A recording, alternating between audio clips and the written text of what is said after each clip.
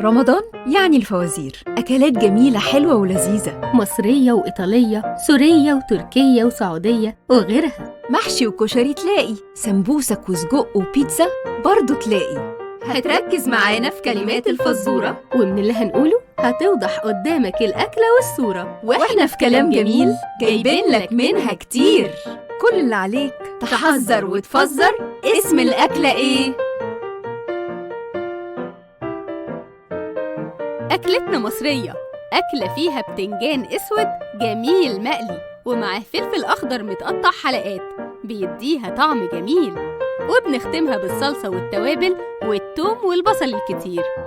ونقول كمان أكلتنا مصرية، أكلة فيها بتنجان أسود جميل مقلي ومعاه فلفل أخضر متقطع حلقات بيديها طعم جميل، وبنختمها بالصلصة والتوابل والثوم والبصل الكتير. واللي مركز معانا في كلمات الفزورة هتوضح قدامه الأكلة والصورة. ها، يا ترى اسم الأكلة إيه؟